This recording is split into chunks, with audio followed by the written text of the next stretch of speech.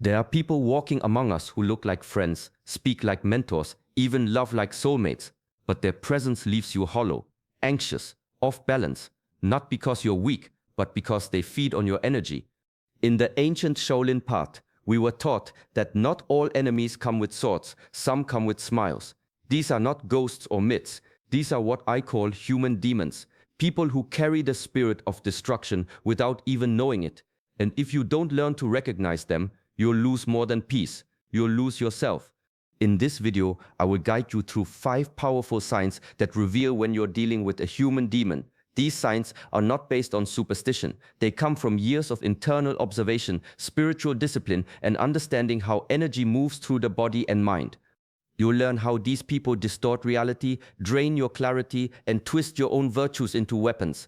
And more importantly, you'll learn how to see it early, before the damage is done. The path of Shaolin is not about fear, it's about discernment.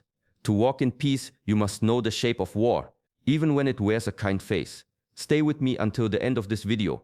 What you hear may explain things you felt for years but never had words for. This is Shaolin Soul Fire.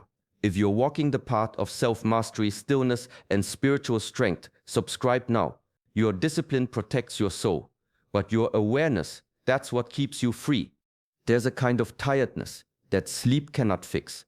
You walk away from a conversation and something feels off. The room is quiet, but your thoughts are loud, heavy, spinning.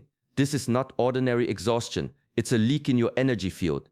The ancient masters understood energy not as a symbol, but as a living current.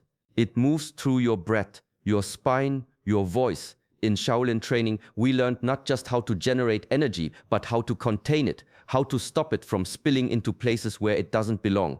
But here's the danger.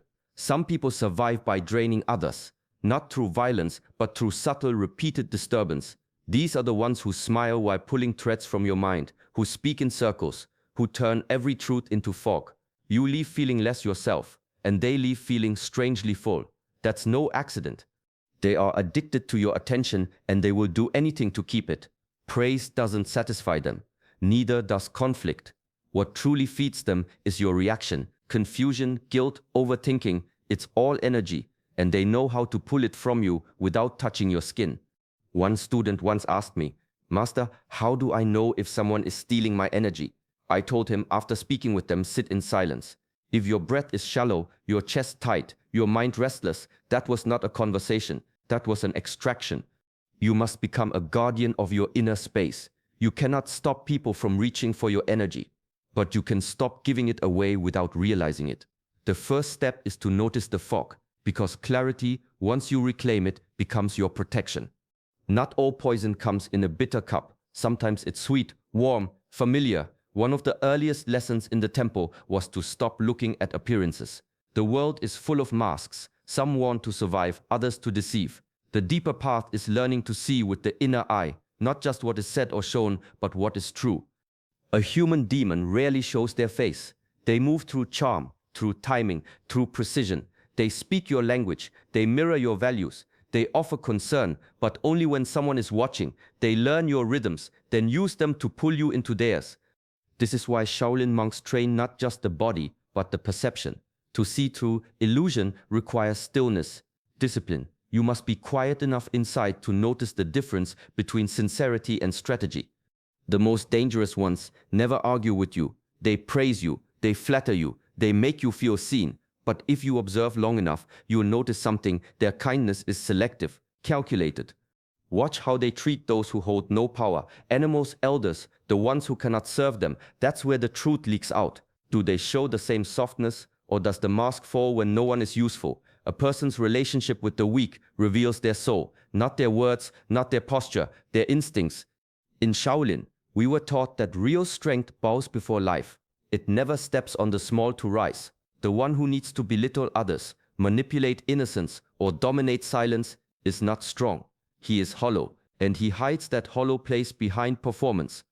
To master yourself, you must also master your seeing. Because when the illusion breaks, the danger is no longer hidden. And when it's no longer hidden, it has no power over you. There's a quiet kind of harm that doesn't break things. It bends them, slowly, gently. So gently, you don't even notice it's happening. It begins with trust. You open your heart. You offer patience. You give without asking anything back. And at first, it feels right, natural, even noble. But some people don't see your kindness as sacred. They see it as a tool. They study your consistency, your loyalty, your silence, not to honor it, but to use it. Your discipline becomes their safety net. Your forgiveness becomes their license. Your peace becomes their hiding place. They don't need to shout or strike. They just keep taking bit by bit, like water soaking into wood, not with force but with time. And soon, what once held shape begins to soften, swell, crack. You wonder why your center feels unstable, why your breath is tight, why your strength no longer feels like yours. This is the erosion, not of your character, but of its clarity. In Shaolin thought, discipline is not just about effort, it's about guarding what is sacred within you. Loyalty must serve truth, kindness must serve wisdom, otherwise they become weapons in the wrong hands. The mind must stay awake, even while the heart stays open. Mindfulness is the shield. It's what allows you to feel the first signs of rot, not when things break, but when they begin to drift, when your yes becomes too automatic, when your silence becomes avoidance, when your strength starts to feel like submission. In that moment, awareness becomes your sword, and the erosion stops. Because no one can twist what you refuse to abandon. Some wars are not fought with fists. They are fought in silence, behind words, in the spaces where doubt grows. A human demon doesn't always want to hurt you. They want to own how you see, how you think, how you feel. They want to sit at the center of your mind and rearrange the furniture. Bit by bit, you stop trusting your memory, your instincts, your body signals. You begin to second guess what you know is real. This is not an accident, it's a strategy, one of the oldest forms of control. If they can distort your clarity, they don't need to control your actions. You'll do it yourself. In Shaolin, clarity is not optional. It's power. It's survival. Without clarity, you cannot master movement. You cannot choose the right moment to strike or the right moment to be still. The same applies in life. When someone clouds your vision long enough, you lose the ability to navigate. They'll say it didn't happen, that you're too sensitive, that you misunderstood. Not because they believe it, but because if you believe it, they win. And the most dangerous part, you begin to gaslight yourself. You replay the moment, you search for fault, you lower your voice, you shrink. This is how people become ghosts while still breathing. But clarity can be reclaimed. Stillness brings truth to the surface. When you sit with your breath and return to your own rhythm, the spell begins to break. You remember what you saw, what you felt. You stop seeking permission to believe yourself. And when that happens, when your clarity returns, the illusion falls, because the lie only works as long as you abandon your own vision. Once you stop doing that, they can no longer reach you. Some people don't flinch when you're in pain. They watch, they wait, and somewhere behind their silence, something in them settles. It's subtle, but it's there. Your sadness makes them feel powerful. Your confusion makes them feel wise. Your collapse gives them comfort because it confirms what they secretly believed, that they are above you, that your suffering is deserved or useful. This is not just cruelty, it's parasitic energy. It doesn't chase, it waits. It thrives, not on chaos, but on emotional harvest. The more you break, the more it feeds. In the Shaolin tradition, compassion is not weakness, it's the highest discipline. A true practitioner feels the pain of others as a call to presence, not superiority. When someone winces at another's wounds, it's because they remember their own. But when someone smiles at your tears or softens at your despair, that's not compassion, that's hunger. These people don't always attack. Sometimes they sit close, offering just enough comfort to keep you near. Not because they care, but because your pain keeps you small. And as long as you're small, they don't have to face their own emptiness. The old masters said demons don't always strike. Some of them study, some of them listen. But their heart is cold. Their stillness is not peace, it's control. One way to see the truth: speak your joy. Watch how they react. If your healing makes them distant, if your confidence makes them irritated, if your light makes them shift, you've seen it. The mask slips, and once you see it, you cannot unsee it. The discipline path teaches you to protect your energy, not just from violence, but from the quiet hands that drain you with a smile. Because peace is not just about removing noise. It's about removing those who rejoice in your suffering. Silence is not the absence of sound. It's the return to yourself. In Shaolin practice, silence is sacred. Before movement, there is stillness. Before speech, breath. Before action, awareness. Everything begins there and ends there. It's how the mind becomes clean, how the spirit aligns. But some people fear silence, like a wound they don't want to look at. They cannot sit still. They cannot let things be quiet. So they fill the space with noise, arguments, opinions, endless stories that go nowhere. And if you stay close long enough, you begin to forget what quiet feels like. This isn't by chance. A demonic person, even without knowing it, disrupts your stillness on purpose, because stillness gives birth to sight, and once you see them clearly, you won't stay. So they keep you spinning, distracted, reactive. They create little fires, emotional, mental, spiritual, and make you believe it's your job to put them out. Every day becomes a rescue mission. Every hour, a performance. But silence would expose everything. You'd hear the lies between the words. You'd feel the truth in your body. You'd notice the weight that always enters the room with them. You'd remember who you were before they entered your life. This is why inner discipline matters. You must protect your silence like it's life itself, because it is. Not everyone deserves access to your peace. Not everyone is meant to sit in your quiet. If someone cannot stand stillness, if they always need you off balance, always need something wrong, they are not feeding your spirit. They are hiding from their own. Silence reveals, and what it reveals frees you. Some people don't meet you, they become you. They listen carefully. They notice what moves you, what words you use, what future you dream about, and soon it feels like you found someone who understands your soul, the same values, the same rhythm, the same path. But something isn't right. Not quite. It's too perfect, too fast, too rehearsed. What you're sensing isn't resonance, it's mimicry. In the ancient part, students were warned not just of open enemies, but of the ones who reflect your light back at you, not to honor it, but to use it. These are not companions. They are mirrors shaped by intent, and the reflection they offer is bait. They make you feel seen, so you'll stop seeing them. They match your inner world, so you'll let down your guard. And once your trust is open, they begin their work, not always malicious, but always consuming.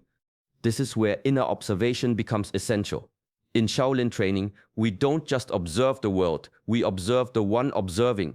We watch ourselves, our reactions, our attachments, our hunger to be understood, because it is often that hunger that blinds us. We want to be met so deeply that we miss the trap in the mirror.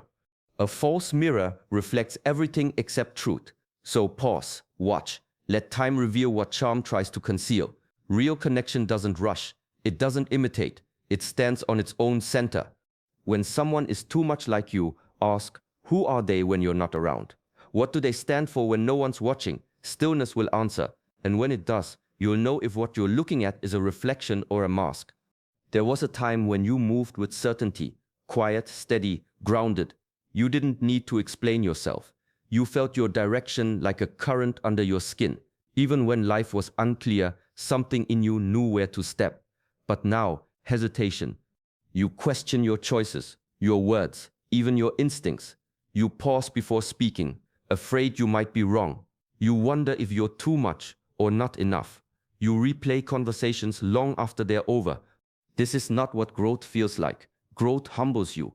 Yes, but it sharpens you. It deepens your listening. It strengthens your trust in yourself. What you're feeling now is corrosion.